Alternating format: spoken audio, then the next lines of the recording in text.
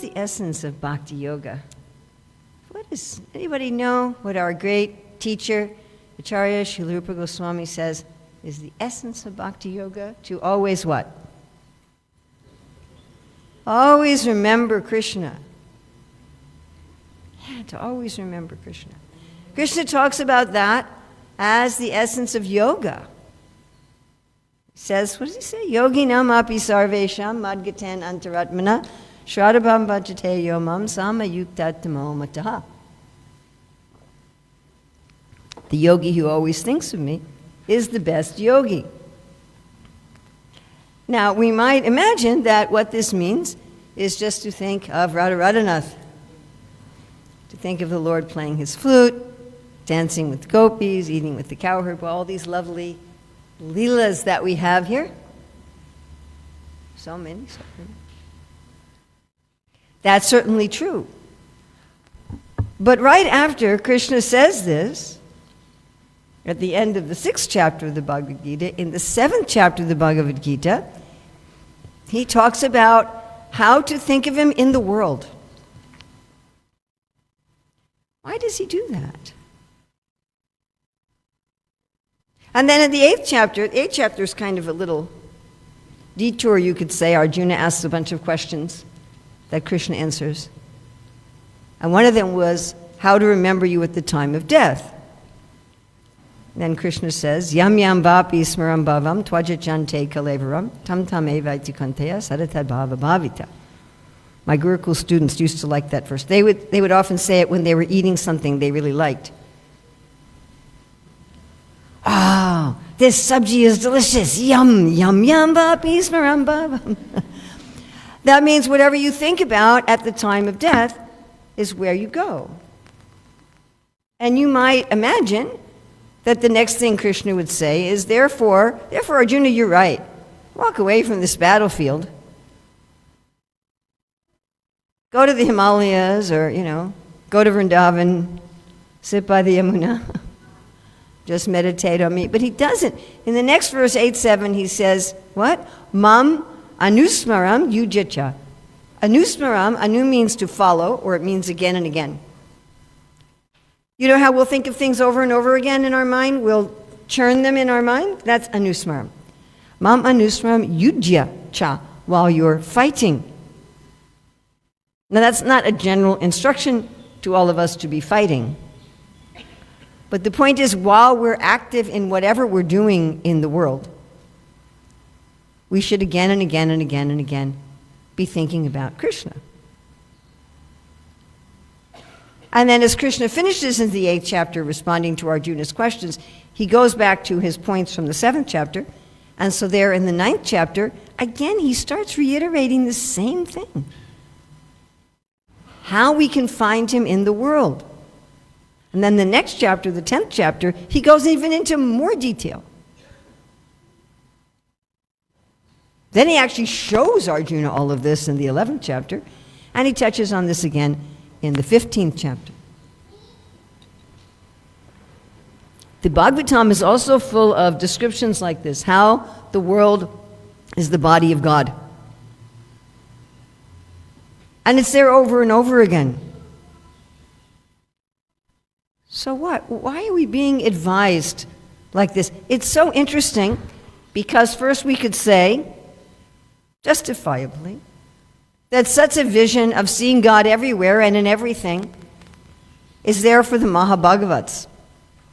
Premanjana charita bhakti vilotanena santa sadaiva hridayeshu vilokayanti yam shaimasundara achintya swarupam. That one sees Shaimasundara in every atom, everything, everywhere. That's for those who are full of prema.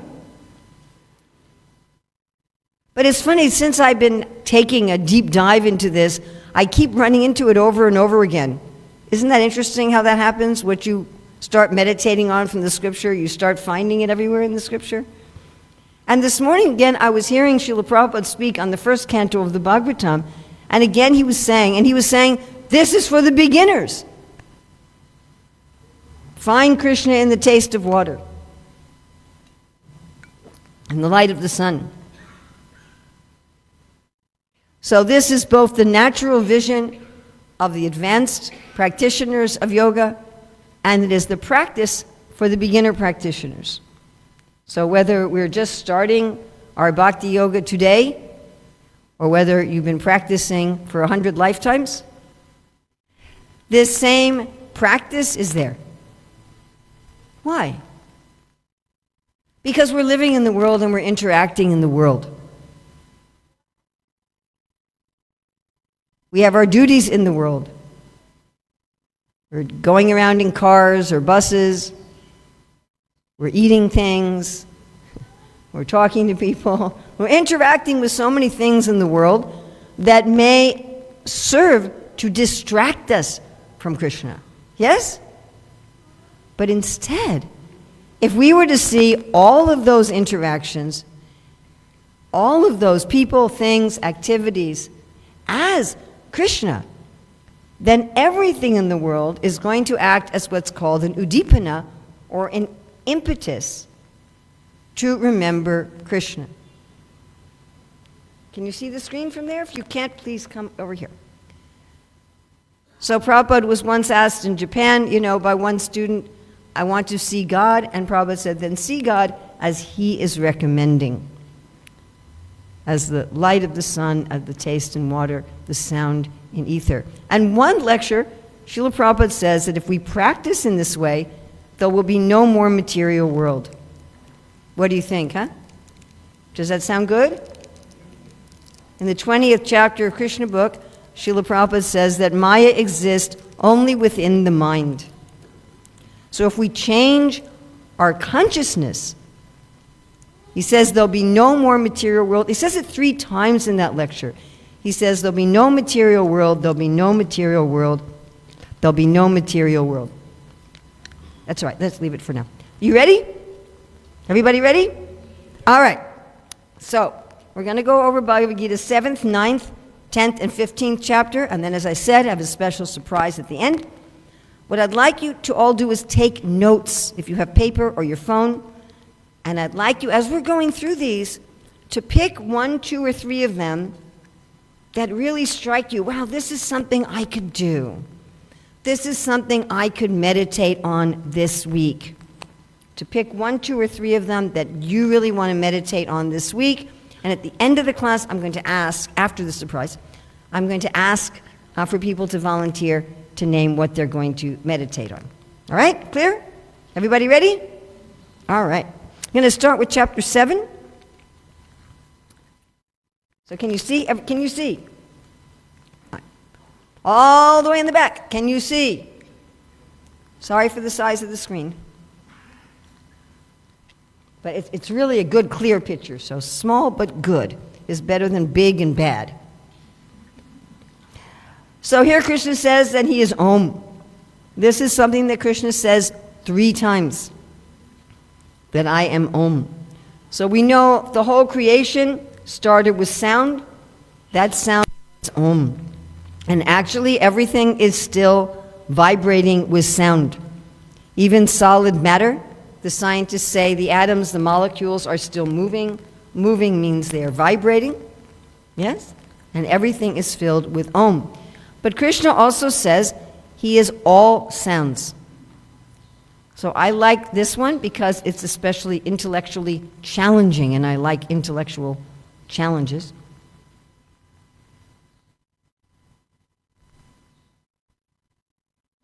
Wind,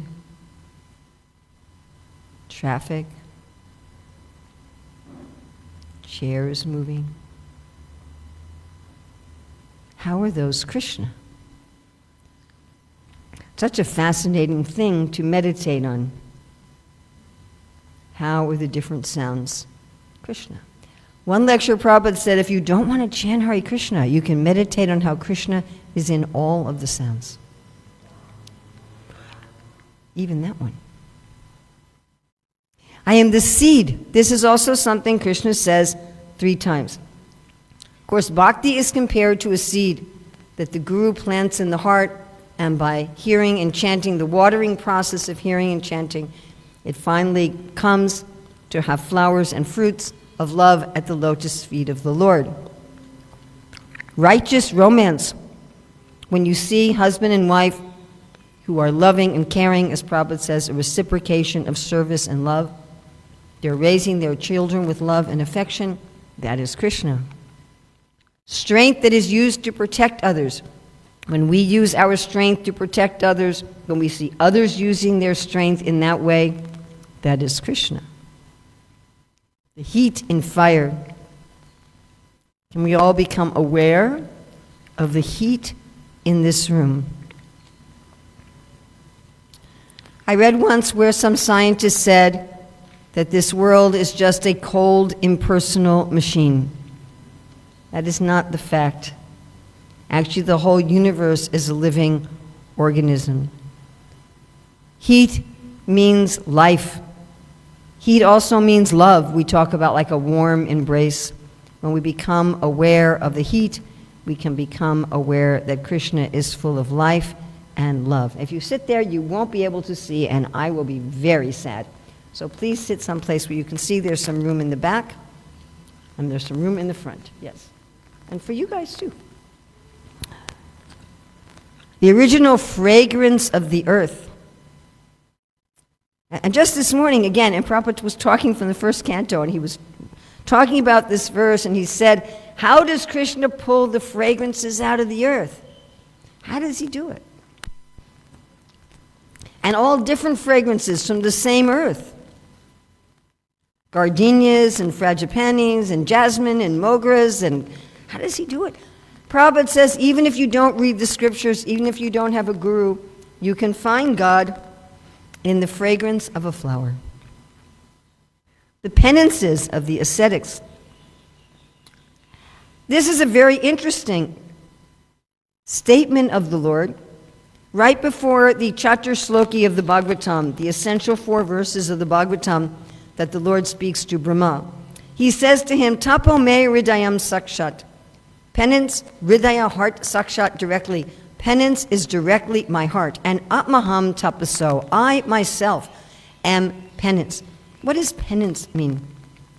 We've done something wrong, and we put things back into balance.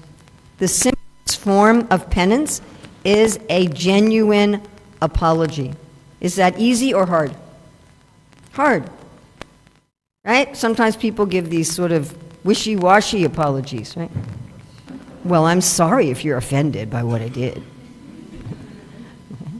A real apology means we're chipping away at the false ego, putting things back into balance, and that is Krishna, the life of all that lives. Can we stop and become aware of our sense of being alive?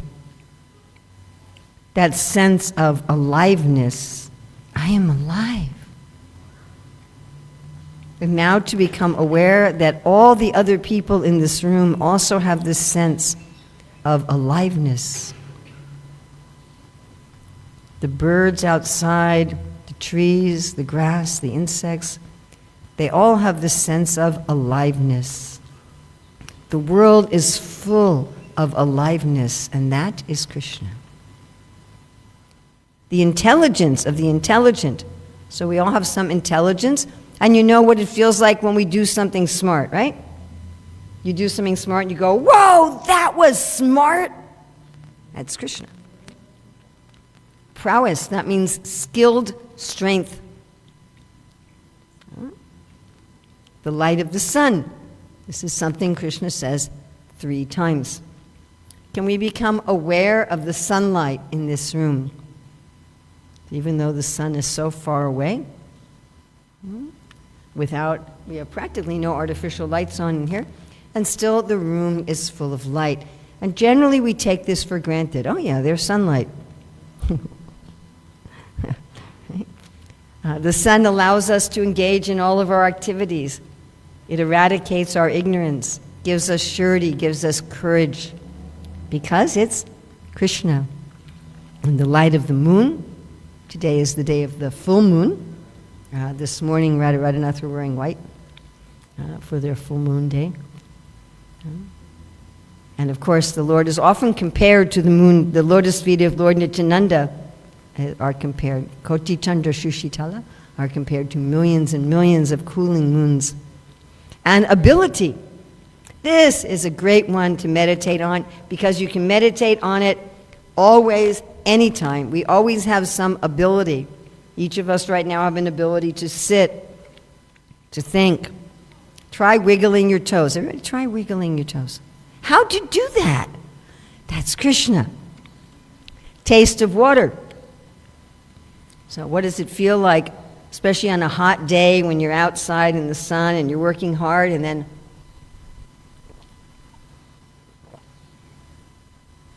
actually, Prabhupada says this is a taste of any liquid. You know, orange juice, mango juice, lassi, anything. Anytime that we're drinking anything, that rasa, that taste is Krishna. Okay, we did chapter 7, going on to chapter 9. Kratu, I am the ritual. So, of course, in our practice of bhakti yoga, there's so many rituals. Even in daily life, there's rituals. All right, when I visit our older son, you know, when we're washing the dishes, putting them away, so the plates go over here and the cups go over here. Then when I visit our younger son and we're putting away the dishes, the plates go over here and the cups go over here. Right, there's a different ritual because they have different desires. And all the rituals that we do are also the Lord's desires, and the Lord's desires and the Lord are the same. And the yajna means a ceremony of connection. A ceremony of connection with the divine. So even to connect to another person, you have to do a ceremony.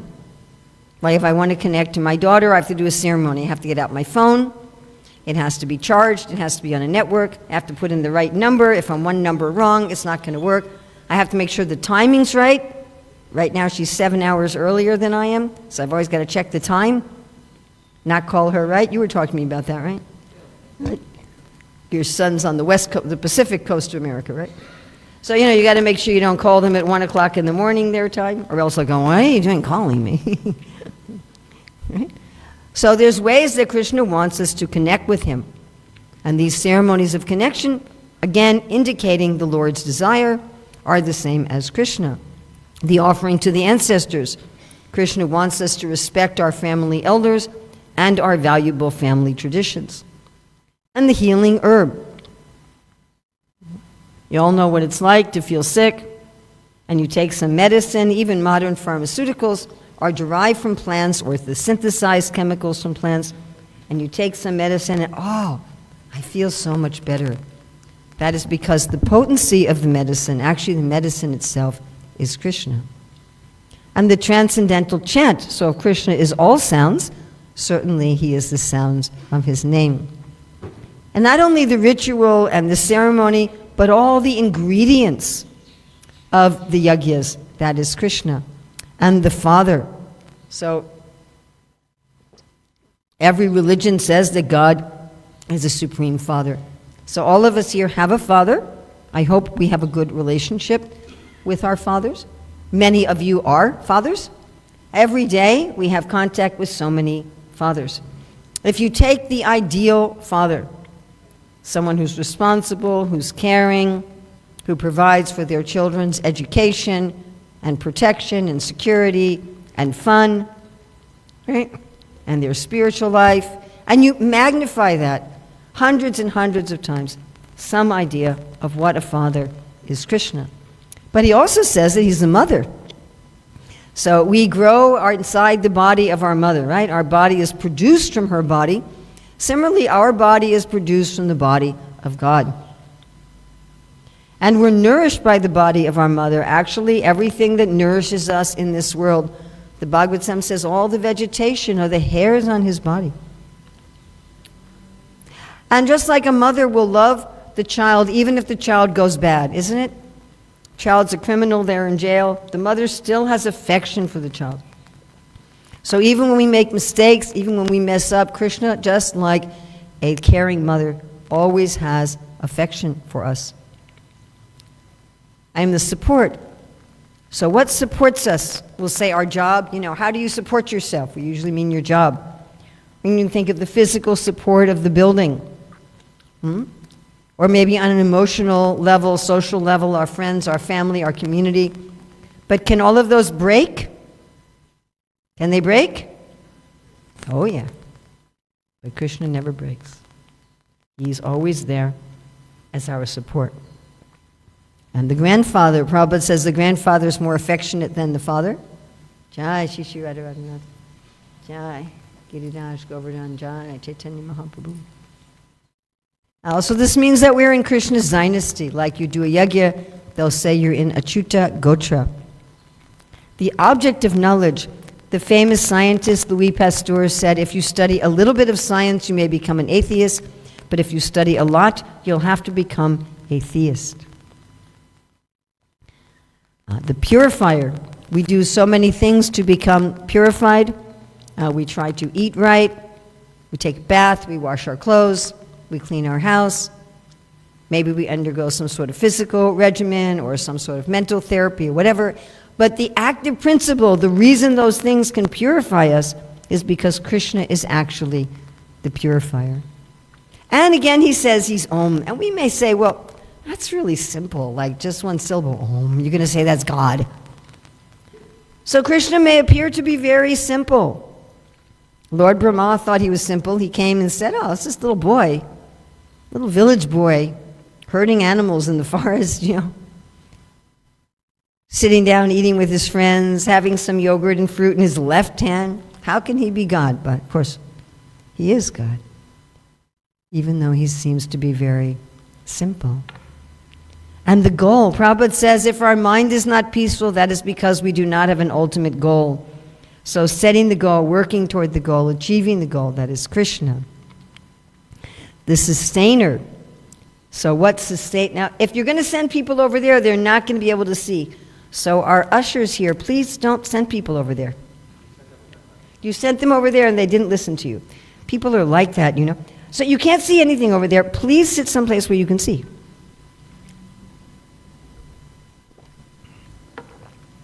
Please move. You see the screens here? If you can't see the screen, that you're missing like at least 50%.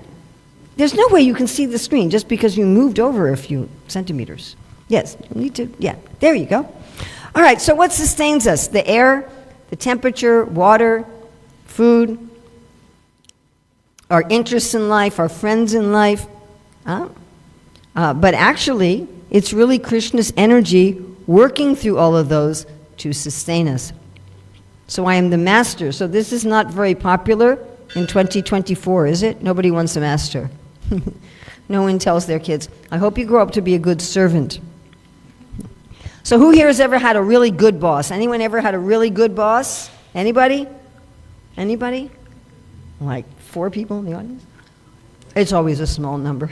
When you have a really good boss, you're so happy. You just know, I can just focus on there's some room right here. And I am not armed. You can just sit right there. It's safe, really is. So, when you have a good boss, you can just do your work and you know that everything's taken care of. So it's a nice story I was reading from this one very famous Christian writer. He said he and his wife and their 2 young children were going for a car ride. And they put their kids in the car seat, and they first stop at a grocery store, and the wife gets out, buys some things. Then they stop at a petrol station, and he gets out, fills up the car with fuel. Then they stop at a friend's house, wife gets out, gives something to the friend. Then they're going on the highway too fast, and a police officer comes with the sirens and the lights and has them roll down their window and gives them a ticket. Then they're going on another 10 minutes, and then the 3-year-old girl says, Daddy, where are we going? And he thought, for the last 45 minutes, she's just been quiet, happy in the car. And from a 3-year-old perspective, what's happening? We stop someplace, mommy gets out, comes back in, daddy gets out, does something funny to the car, comes back in. We stop at another place where mommy gets out, and this weird guy comes with his lights and noise, and I don't even know where we're going, and she's happy. She doesn't know where we're going. She doesn't know what's going on. Why is she happy? Because what does she know? Who is driving? Who is driving? I am the witness. So we may not like this. Okay? Close your door, close your curtains. Nobody can see what you're doing, but Krishna can see. I can't get away. But no, it's not like that. You can do an experiment. So this evening, go to someone who loves you, someone who genuinely loves you, and say, can I talk to you for 2 hours about everything I did today? Yeah, but Krishna really cares. Krishna cares about everything we think, everything we feel, everything we desire, not just today, but from the beginning of time. And I am the abode, something to remember every time we go home. How do we feel when we go home, right?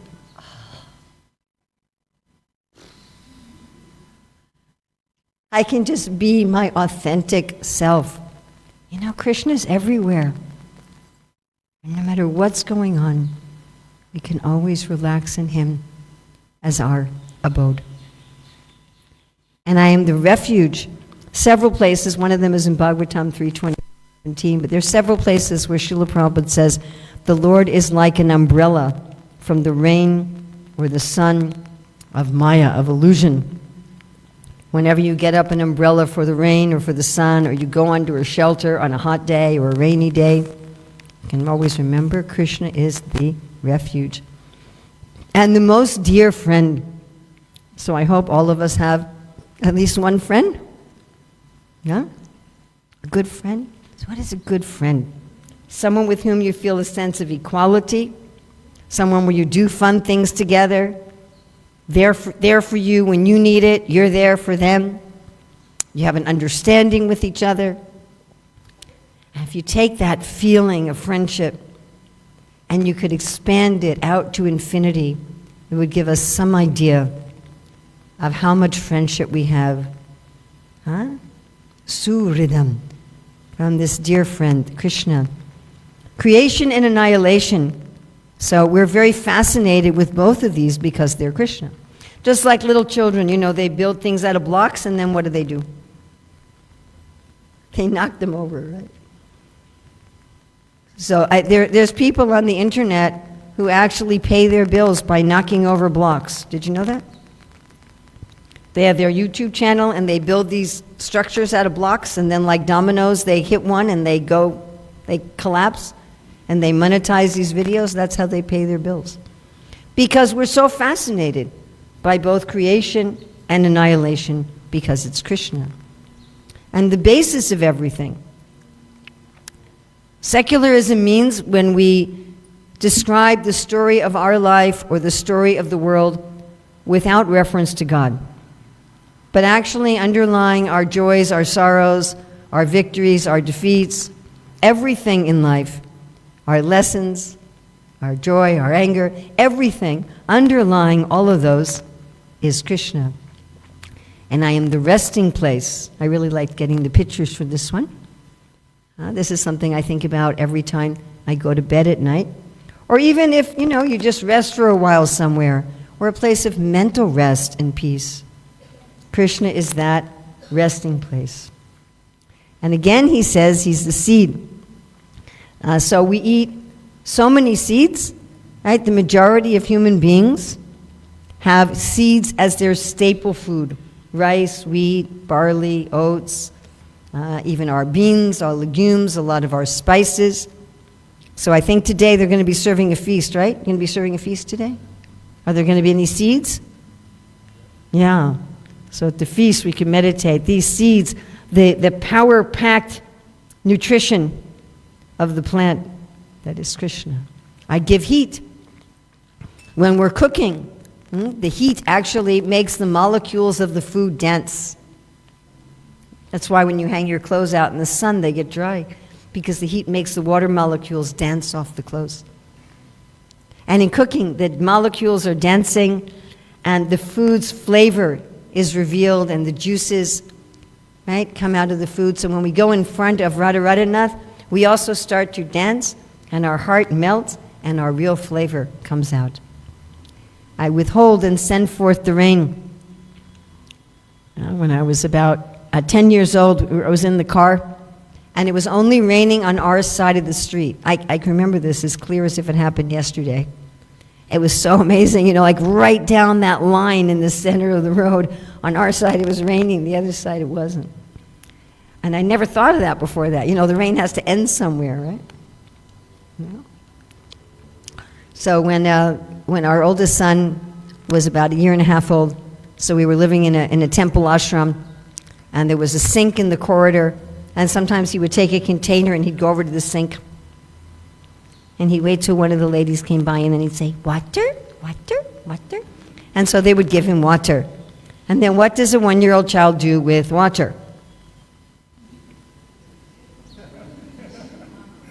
And then what do they do after it's on the floor?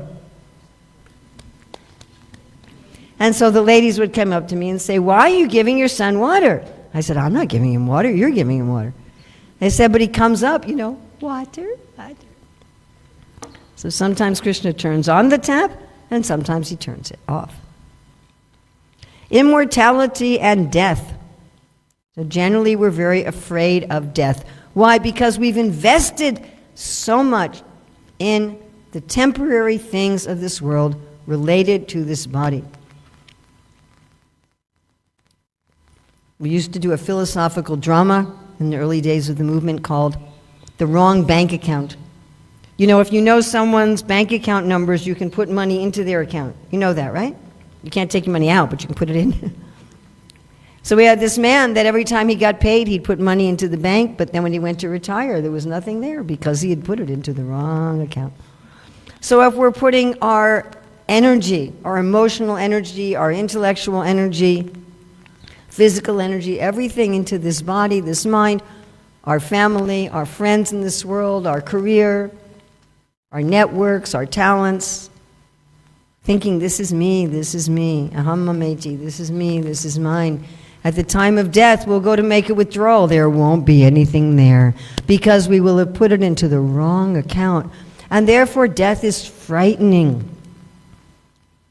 But if we see that death is Krishna, and everything we've been doing in this world, we've been putting into that account, Krishna, I'm brushing my teeth for you. I'm taking care of my child for you. I'm doing this job for you. Then death is like the cat picking up the little kitten, as opposed to the cat picking up the rat. Now, Krishna is not only death, but he's immortality. We don't die. And beyond death, nahanyate hanyamane, we live forever. And both death and living forever is Krishna. So we went through the 7th and the 9th chapter. Now we're going to look at the 10th. The beginning, the middle, and the end of all beings, our childhood, our middle age, our old age. Again, he says he's the light of the sun. Do you know that everything in this world is a transformation of sunlight? Everything. The plants grab sunlight through photosynthesis, make it into food. We eat the plants. Or even people who are meat eaters, they're eating animals that are eating the plants. We're just transformed sunlight, which is Krishna. Among the stars, I am the moon. When we see the moon surrounded by the stars, we remember Krishna eating surrounded by his cowherd boyfriends or dancing surrounded by the gopis. And the mind. So for us yogis, we may think the mind is very troublesome. But when Krishna is explaining in his letter through Uddhava to the gopis about how they can remember him, there Prabhupada says that whatever we can think, feel, and desire is all within the energy of Krishna. And when we realize that, we can realize how all the activities of the mind can be Krishnized. And even those sounds are all Krishna. And the living force, consciousness. Can we all become aware that we are aware? Become aware of our awareness. We are aware of where our shoulders are. We are aware of where our toes are. Even if we close our eyes, we're aware of the space in front of us, on either side of our shoulders, and behind us. We are full of awareness. And everyone else in this room is also full of awareness. That bird singing is full of awareness. This whole world is full of awareness, and that is Krishna. Of all the Rudras, I am Lord Shiva. It's funny, this morning I was hearing Prabhupada talk about this as well. So one of my godbrothers, he's retired now, but he used to be a physician in the maximum security prison for the criminally insane. How'd you like to have that as your job? So that is Lord Shiva's job in the universe. And the ocean. So you all live very close to the ocean. Just yesterday we went to walk at the ocean. So the ocean seems, it seems sort of homogeneous, you know? It's very deep, it's vast, and although it seems to be very plain, it's full of unlimited life. So Krishna seems very plain, ordinary little boy herding his cows, but actually he's deep and broad and full of unlimited pastimes and qualities. And again, he says he is Om. Srila Jiva Goswami says the syllable Om is actually made up of 3 Sanskrit letters, A, U, Srila Prabhupada refers to this statement of Srila Jiva Goswami at least twice in Chaitanya Charitamrita, that the A is Krishna, the U is Srimati Radharani, and the the Anushwar, is us, the living entities. So he already said he was all yagyas, but he's especially the chanting of his holy name. Because in many of the Vedic yagyas, you have to get everything just right. If you get your timing a little bit off, your mantras a little bit off, you know, you want to create some friend in your yagya, you create a demon, you know, you really got to get it just right. But with the chanting of the holy name, you can do it silently, you can do it quietly, you can do it loudly, by yourself, with others. When you're clean, when you're dirty, when you're sick, when you're healthy. Anywhere, anytime. And Krishna is there. The immovable Himalayas. So we don't have any Himalayas around here, but you do have some hills, and that at least can remind you that Krishna is immovable in his love for us, like the Himalayas. And banyan trees. You don't have any banyan trees here either, do you? Do you have any banyan trees? Not really. How many of you have seen a real live banyan tree? How many people have seen a banyan tree? So you know, if it's a really big banyan tree, you can't tell where the beginning is, right? And so expansive. That's Krishna. And the king, people are still fascinated in 2024 with kings. I don't know why, but somehow, you know, when King Charles got coronated, so many people were enamored. But what to speak of when Krishna, his activities as the King of Kings, and the thunderbolt, the lightning, that can destroy huge trees and buildings, that's grabbing the nitrogen out of the sky, putting it into the soil. The Surabhi cows that give unlimited milk and whatever you desire. So the Upanishads say, what? Nityo nityanam chaitanis chaitanam eko bahunam yo vidadati kaman. That Krishna has been fulfilling the desires of everyone since the beginning of time. And there are so many reasons that people have children, but of all those reasons, Krishna says he is the love and affection between the husband and wife. And he is Yamaraj. So sometimes it seems that evildoers prosper and good people suffer, but actually behind everything there is Yamaraj, and everything is fair and just. And time, whatever we have, our beauty, our health, our wealth, our possessions, everything is going to be worn away by time. But if I'm connecting everything with Krishna now, and now, and now, and now, and now, and now, and now, I will not be disturbed by this wearing away of time. The lion, that when he roars, the other animals run away, like when Krishna speaks in the Bhagavad Gita, the demons and the atheists run away. And the wind. It's so nice to have this breeze in this room, isn't it? One of the nice features of this room. And whenever you have enough breeze, everything stays fresh. Right? It's only when like a room's been closed up for a while that it gets old and musty, and the wind purifies everything. Parasuram, who gets rid of corruption in government, whenever we see people purifying leadership in government, we remember Parasuram. And of the fish, he is the makara. So we don't usually see makaras. And there's no English translation for this word. And Srila Prabhupada would usually translate it as shark. Sometimes he would translate it as dolphin, and sometimes as crocodile, the great beasts of the deep. And of all rivers, he is the Ganges, Mother Ganga, spiritual water that comes from beyond the universe by the piercing of the universal coverings with the toenail of the Lord. Padanakanira Janita Janapavana. And of everything, the beginning, the middle, and the end. So the bottom of your sandwich, the middle of your sandwich, the top of your sandwich, the planning for the special event, the cleaning up after the event, the beginning of the journey, the destination, the going back home. And the science of the self. Srila Rupa Goswami says we have the same qualities as God. In a small quantity, but we're very small, so that's okay. But our qualities are wonderful. We're all beautiful, youthful, effulgent. We're all geniuses. Krishna says in the 6th chapter, text 20, that when we see the self, we will relish and rejoice in the self. We won't be disturbed by anything. We'll always be situated in truth. That science of knowing the self is Krishna. Then he says he is Vada.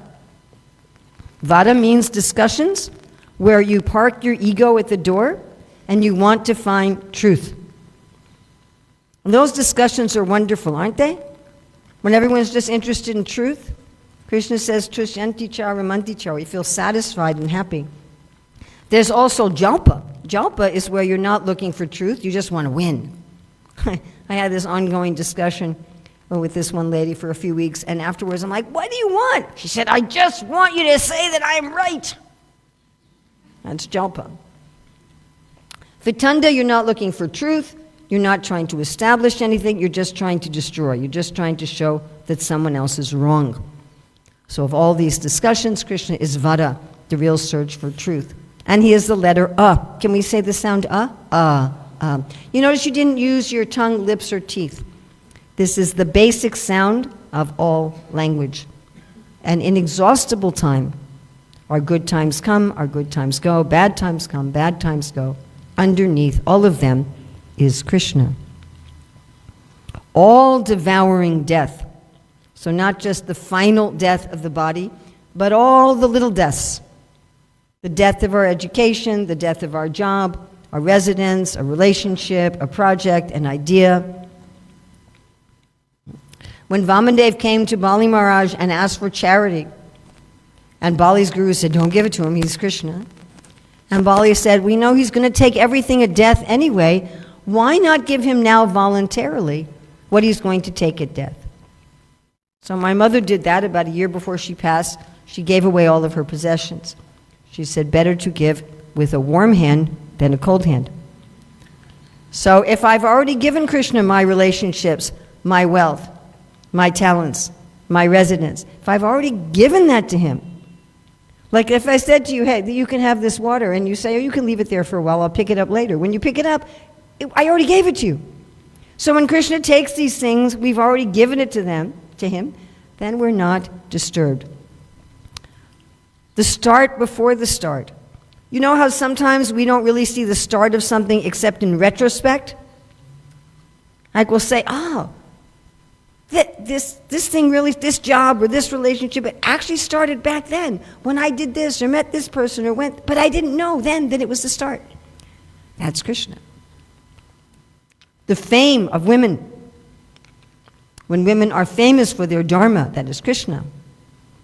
The sparkling beauty of women, that is Krishna. Therefore, women should use their beauty in his service, and men should see that the beauty of women is actually meant for Krishna.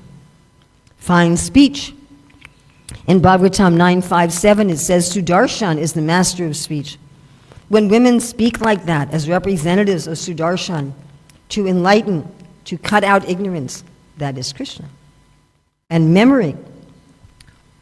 And remembering, okay, this kid wants this kid wants this, my husband wants this, I have to do this, I have to do... That's Krishna. And Meda, or intelligence. So what's the verse about Lord Chaitanya with the word Meda? Yes, Meda Sahab. Anyone who has good intelligence, they will join the Sankirtan party of Lord Chaitanya. And Prabhupada says in the 3rd verse of Teachings of Queen Kunti, that sociologically speaking, generally women outnumber men in religious ceremonies. That is certainly true today. I think it's like 2 to 1. That isn't always true when I give this presentation, but it's certainly true here. And Prabhupada said that is because it is the natural intelligence of women to surrender to the Lord. He said men are a little hard-hearted and it's a little harder for them. But no, don't. So this meta of women to join the Sankirtan movement, to surrender to the Lord, that intelligence is Krishna. The steadfastness when women are chaste and faithful and fixed in their vows, that is Krishna. And then patience. So how many of you ladies here are mothers? How many mothers do we have here? Who's a mother? All right, do you have to be patient with your children? Right? I think you have 3 choices. Be patient, have someone else watch them, or go crazy. Right? No, guys, don't listen to this. Do you have to be patient with your husbands, too? Yeah. This is Sukanya and Shaivana Muni. So that patience of women, that is Krishna. Among poetry, I am the Gayatri. Those of us who chant the Gayatri mantra 3 times a day, that is God in the form of a poem. Well, this one does not apply in Durban, South Africa. But at least north of the equator, these are the months of the harvest season. And pretty most of the cultures, except the equatorial ones where they don't really have a harvest season, there's some kind of harvest festival. What is our Gaudiya Vaishnav harvest festival? This is, again, hard for people in the southern hemisphere to figure out. But what's our Gaudiya Vaishnava harvest festival? Govardhan Puja, yes. And spring. So after the cold of winter, the dark of winter, and the trees start coming into their flowers and beauty, the season of youthfulness, that is Krishna. The gambling of cheats. So usually when you're cheated, you don't know you're cheated until later, right? Seems like a good person. And then later, oh my God, my bank account's empty. But with gambling, it's up front. Okay, let's put the cards on the table. I'm going to try to cheat you. You're going to try to cheat me, right? It's up front cheating. This is one I like to meditate on. Krishna's the splendor. The wow factor of everything. Adbhutaras. Srila Rupa Goswami says that this wow factor, this adbhutaras, must be present anytime we're getting any pleasure out of anything. And that splendor, that wow factor is Krishna. I am victory, that sense of being victorious. Adventure. Bhaktivinoda Thakur says we should see our whole life as an adventure. All strength. What does Hiranyakashipu ask Prahlad? Where do you get your superhuman power from? And what does Prahlad say? From the same place you do, Father, from Krishna. Punishment. When we see the criminals get punished and we are relieved, that's Krishna. This is an interesting one. We don't always win all of life's battles, but sometimes, even when we lose, we keep our integrity. Yes, you've had this experience? You didn't get what you want, but you didn't sacrifice your principles, and didn't that feel like a kind of victory? Yes, that's Krishna. Silence. This is Bhagavad Gita 10:38. Prabhupada says, among the confidential activities of hearing, thinking, and meditating, silence is most important because by silence one can make progress very easily. Our wisdom, our realization, and all seeds, not just the seeds like rice and wheat, but the seeds of our relationships, our projects, our ideas, that's Krishna. I love to meditate on this one. There's so many beautiful, wonderful things in this world. And we may be in awe. Wow, that's amazing. But all of that together is only a spark of how amazing is Krishna. So we looked at the 7th, 9th, 10th chapter. There's a few from chapter 15. The splendor of the sun, the glory of sunrise, sunset, full noon, the splendor of the moon, reflecting on the water like diamonds, looking like a pearl in the sky, The splendor of fire, how we like to watch fire dance. The pilot of the planet, usually when we're in a moving vehicle, we feel it moving, but somehow the earth moves without us feeling it. The different flavors of the vegetables that come from the moonshine. The fire of digestion. This is a really nice one to meditate on, right? So my ear yesterday was rice. How did that happen? How did broccoli turn into my nose? How does he do that? How does Krishna do that as the fire of digestion? And he joins with the prana to move the food from our mouth to our esophagus, to our stomach, to our small intestine, throughout all of our blood vessels. So now we're at Bhagavad Gita chapter 15, verse 15. So this is Bhagavad Gita 15:15. And the Sanskrit is Sarvasya Chaham Riddhi Sanniviso Matasmatir Jnanam Apohanam Cha. I give remembrance, knowledge, and forgetfulness. So this was a favorite verse in our family. Whenever anybody would lose anything, we'd say, well, just chant 15:15.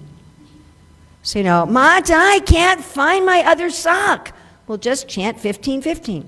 Sarvasya Chaham Riddhi Sannivisto Matasmatir Jnanam Apohanam Cha. I found it. So once when I was traveling, a friend came up to me and said, Urmila, I can't find my phone. I said, well, just chant 15:15. So she starts walking around the room saying, 15:15, 15:15. And if she's watching, hi, sometimes she likes to watch my class. So I just want to take a couple minutes and just ask any volunteers what you're going to meditate on this next week from this presentation. Ability. Okay, great. Someone else. Water. Someone else? Yes.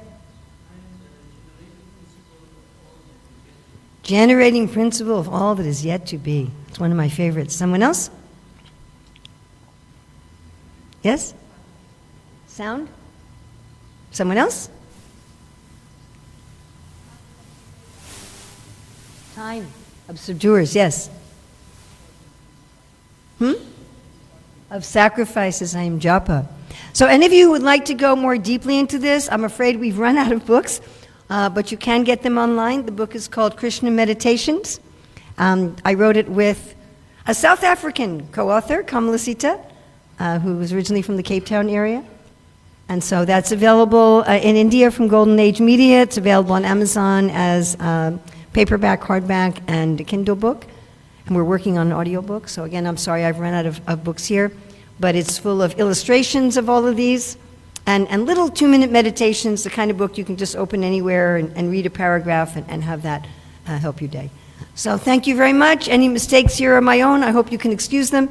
Anything good here is from Srila Prabhupada and Krishna and the Bhagavad Gita, and certainly not from me. Thank you. Radha Radhanath ki jai.